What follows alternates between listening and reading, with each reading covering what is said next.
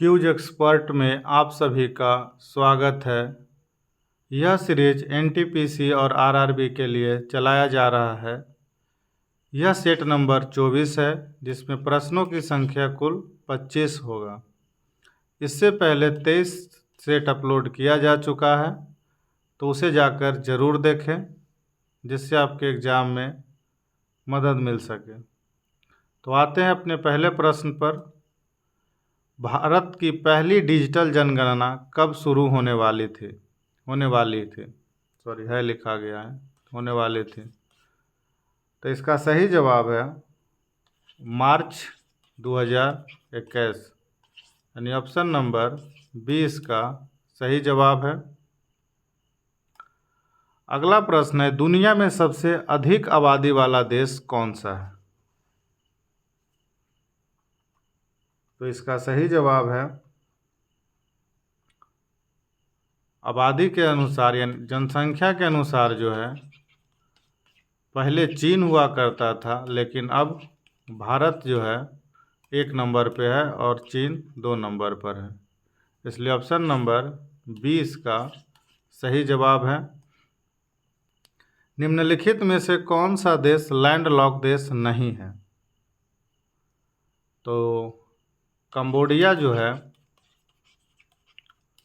Landlocked देश नहीं है, इसलिए ऑप्शन नंबर डी इसका सही जवाब है। अगला प्रश्न है, चिनूक एक स्थानीय हवा है, निम्नलिखित में से किस क्षेत्र में बहती है? तो चिनूक जो है प्रेरीज में बहती है क्षेत्र में, इसलिए ऑप्शन नंबर ए इसका सही जवाब है। अगला प्रश्न है, निम्नलिखित में से दिल्ली सल्तनत का शासन कब खत्म हुआ? तो दिल्ली सल्तनत का जो शासन है वो 1526 ईस्वी में समाप्त हुआ, इसलिए ऑप्शन नंबर 20 का सही जवाब है। अगला प्रश्न है, किस व्यक्ति ने यह खोज किया कि पृथ्वी आकार में गोलाकार है? तो इसका सही जवाब है टॉलेमी, यानी ऑप्शन नंबर डी इसका सही जवाब है। प्रश्न है कि महात्मा गांधी किस वर्ष में दक्षिण अफ्रीका से भारत लौटे थे? तो महात्मा गांधी जो है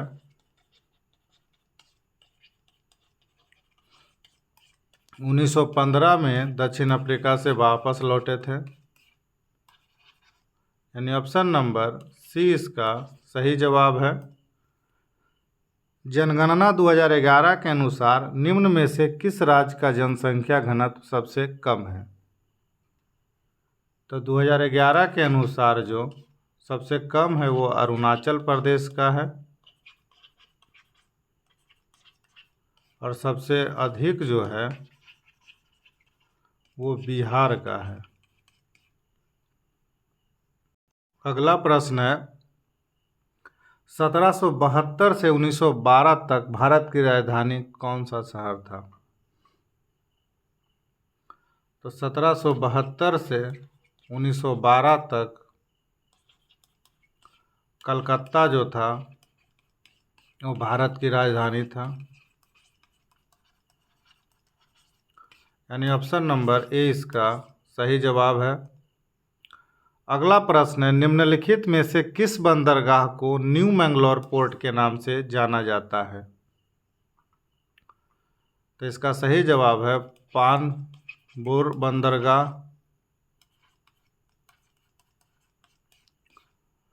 पानबुर बंदरगाह को न्यू मैंगलोर पोर्ट के नाम से जाना जाता है, इसलिए ऑप्शन नंबर डी इसका सही जवाब है।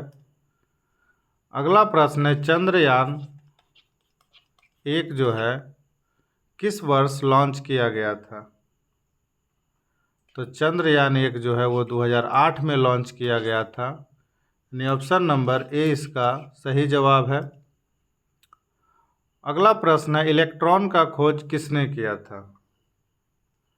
तो इलेक्ट्रॉन का जो खोज है वो जे थॉमसन ने किया था, यानी ऑप्शन नंबर डी इसका सही जवाब है।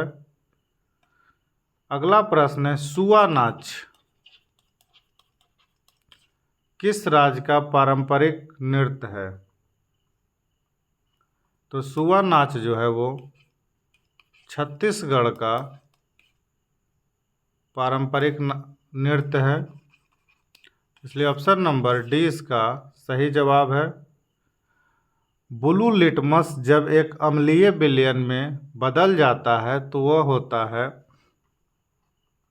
लाल,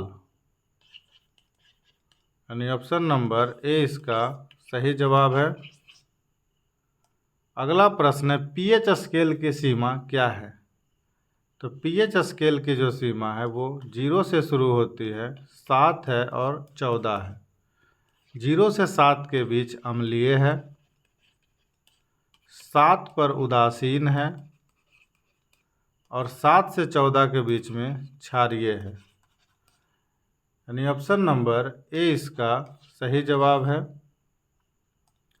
अगला प्रश्न है, एक अम्ल क्षार प्रतिक्रिया में किस उत्पाद को नमक के साथ बनाया जाता है?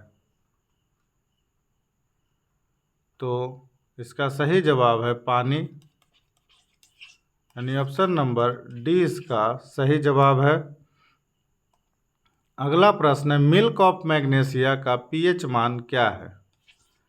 तो मिल्क ऑफ मैग्नीशिया का जो पीएच मान है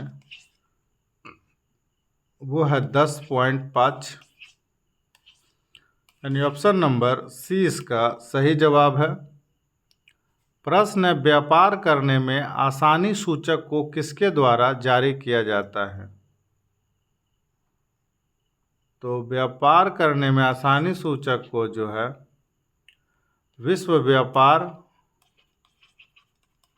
संगठन द्वारा जारी किया जाता है, इसलिए ऑप्शन नंबर डी इसका सही जवाब है।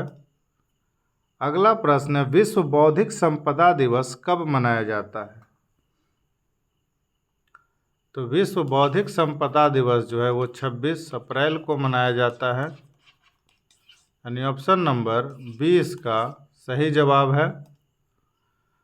अगला प्रश्न है, निम्नलिखित में से कौन सा अपबंध एक लैक्टोज अणु में मौजूद होते हैं? तो इसका सही जवाब है ग्लाइकोसिडिक अपबंध जो है लैक्टोज अणु में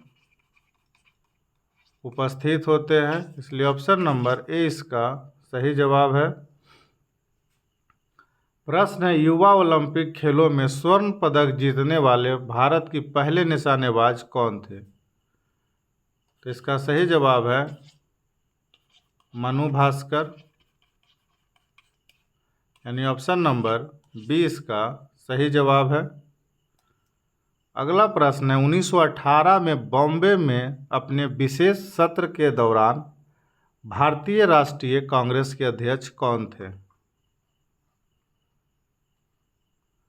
तो इसका सही जवाब है हसन इमाम, यानी ऑप्शन नंबर बी इसका सही जवाब है। अगला प्रश्न है, रावी नदी का वैदिक नाम क्या है? तो रावी नदी का वैदिक नाम जो है वो पारूसनी नदी है, यानी ऑप्शन नंबर डी इसका सही जवाब है। अगला प्रश्न है, भारतीय रिजर्व बैंक द्वारा जारी नए 20 रुपये नोट के पीछे किसका चित्र अंकित है? तो इसका सही जवाब है एलोरा का गुफा, यानी ऑप्शन नंबर बी इसका सही जवाब है। अगला प्रश्न है कि भारतीय सेना में पहली महिला एडवोकेट जज कौन बनी है? तो इसका सही जवाब है ज्योति शर्मा, यानी ऑप्शन नंबर ए इसका सही जवाब है। यह था एनटीपीसी के लिए कुछ महत्वपूर्ण 25 प्रश्न जो आपके आगामी एग्जाम में आपको मदद करेगा, इसलिए वीडियो को जितना ज़्यादा हो लाइक करिए, शेयर करिए और चैनल को सब्सक्राइब करिए। वीडियो देखने के लिए धन्यवाद।